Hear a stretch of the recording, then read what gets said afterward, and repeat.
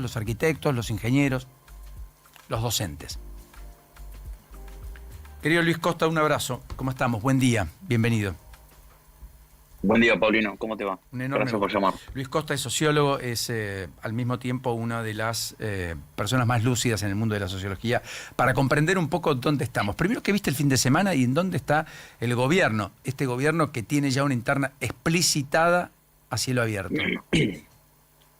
Mirá, a mí lo que me parece más interesante es decir, uno puede prescindir de los detalles y tener una especie de lectura macro sobre lo que ocurre. Me parece que uno de los comentarios que vos hacés es parte importante de la explicación, que es esto a cielo abierto, ¿no? Creo que es el término que usaste del conflicto.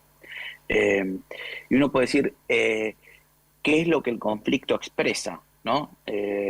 Y en realidad lo que expresa es una forma de gobierno en el cual la centralidad de la burocracia del gobierno, que es el presidente, no está interviniendo desde el origen de su gobierno en resolver los conflictos. Entonces lo que no ocurre adentro ocurre hacia afuera, ¿no? Es decir, uno puede desde el análisis no entrar en los detalles si alguien tiene o no razón, ¿no? Más allá de que uno pueda pensar o inclinarse hacia algún punto de vista, pero en realidad lo que todo este episodio de conflictos expone es una situación de desarrollo de una gestión de gobierno en el cual el presidente debe intervenir realmente muy, muy poco en algunas decisiones, excepto las decisiones muy macro, y que debe dejar a sus ministros y a la burocracia eh, eh, casi en muchísima soledad, tomando decisiones de acuerdo a lo que suponen que él quisiera, ¿no? Eh, entonces a mí me parece que eso es lo más atractivo para pensar, y esto se atraviesa con otra cuestión, que es un concepto sociológico también muy utilizado, que es la idea de confianza, ¿no? Eh, eh, en términos se habla de confianza en las relaciones sociales cuando vos te animás digamos, a poner tu acción en una cadena de acciones de otros. Por ejemplo, la gente deposita la plata en un banco porque tiene confianza que no va a estar viendo lo que hace en el banco, eh, pero el banco lo deja actuar solo, ¿no? O la gente anda por la calle confiando en que no la van a asesinar.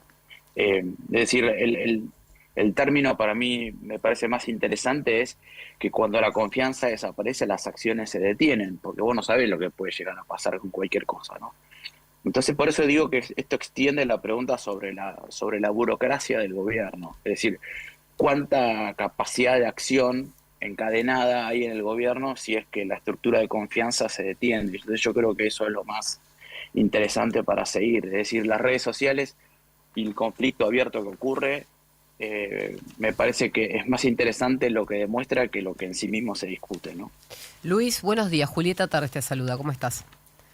Buen día. Tengo dos preguntas concatenadas. Una quizás es mucho más subjetiva, dame tu opinión si podés, que tiene que ver con que la naturaleza humana de las personas que conforman el gobierno hacen que tengan vínculos como cualquier vínculo humano en la sociedad. Es decir, que dos personas se pueden llevar bien o mal, más allá del cargo que ocupan, y en este caso lo insólito, o si querés lo llamativo para todos, o incluso para los que seguimos estos temas, es que se vea que esa dificultad en entenderse o en ponerse de acuerdo se da a la vista. Y la segunda es, ¿qué diferencia encontrás vos en esta interna, si le podemos llamar interna, o diferencias de posición frente a distintos sectores dentro del gobierno respecto a internas de gobiernos anteriores, como pasó, por ejemplo, en el anterior, en el de Alberto, entre el presidente y el vicepresidente, o incluso, ¿te acordás?, el ministro de Economía con el equipo que manejaba todo el sector energético?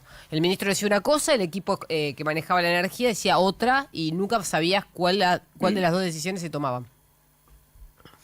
Bueno, mirá, esto último que acabas de mencionar a mí me parece que es importante, porque cuando uno habla de la idea de describir al gobierno, o sea, me corro de la vida Sí. personal, de la característica de Milei, o me corro de las características personales, y yo empiezo a prestar atención digamos, o sea, si funciona o no funciona la burocracia. No Bien, nos olvidemos que el Estado es una estructura que tiene que llevar adelante trámites. Entonces, claro. una de las maneras de leer a los gobiernos es si pueden vehiculizar decisiones. Es decir, si pueden llevar adelante procesos en los cuales las decisiones desde el centro tengan una coherencia desde arriba hacia los extremos, ¿no? Esa también es una manera de leer poder. Cuando uno piensa de esta manera, se permite la idea de la comparación. Tu pregunta me parece interesante porque cuando uno se corre de los episodios del tuit de uno o el tuit del otro, Claro. automáticamente empieza a pensar, bueno, este es un episodio insólito en la historia de la política o automáticamente uno lo puede comparar con otros procesos de gobierno. Por ejemplo, a mí me parece que es una diferencia interesante compararlo con la gestión kirchnerista, que yo creo que sí tenía mucha centralidad, o la gestión de Mauricio Macri, que también tenía mucha centralidad. O sea, me corro de los tipos de decisiones de política de gestión, pero no se puede hacer una pregunta sobre esto, sobre si la burocracia puede avanzar o no avanzar. Y sí creo que tiene algunas comparaciones. Yo creo que igual el caso de Milei tiene, entre comillas, cierta audacia para la toma de decisiones que Alberto Fernández no tenía. Alberto Fernández trataba de compensar entre él y el kirchnerismo, ¿no? Por decirlo de alguna manera, así en general. Pero yo creo que acá hay una diferencia, que es que Milei se ubica en el centro y los bloques internos que él tiene los deja que se peleen entre sí, digamos, ¿no? Y tampoco estamos hablando de un episodio que no tiene comparación en la historia, pero sí me parece que es importante correrse de las cuestiones personales, que es difícil, ¿no? Porque Sí. la política, la sociedad se expresa a través de uno ve personas hablando, ¿no? Pero la verdad que los problemas que está teniendo el gobierno son problemas de la burocracia, no son problemas de otros. Como no se resuelven, O sea, ¿vos crees que quedan afecta a la expuestos, gestión ¿no? todo lo que ocurre? Claro. Claro, el centro para mí más importante acá es la pregunta es si, por ejemplo, si los mercados, como se gusta decir en general, inclusive sus votantes, están recibiendo una administración que es o no coherente con las decisiones que toma. Yo creo que en algunos aspectos sí, pero probablemente las preguntas siempre de cuánto reaccionan los mercados. Una manera de ver cómo reaccionan los mercados es, por ejemplo, la bolsa de comercio, la cantidad de inversiones. Hay datos que uno puede seguir constantemente, ¿no es cierto?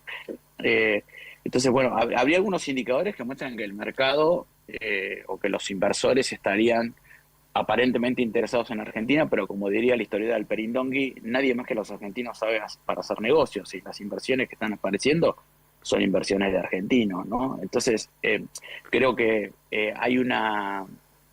me parece que es esto, que la pregunta hay que trasladarla desde las ciencias sociales hacia cómo podemos o no describir si el gobierno está funcionando o no está funcionando, ¿no es cierto? Está muy bien, Y Luis. bueno, hay carteras divididas entre los que están en conflicto ahora, que abren preguntas sobre cuánto pueden llevar adelante sus decisiones, ¿no? Sí, Pero definitivamente. bueno, por eso, los tweets pueden ser más o menos interesantes, pero me parece que la pregunta es sobre la gestión, Paulino. Lo digo inclusive de lo que te interesa a vos de la ciencia política.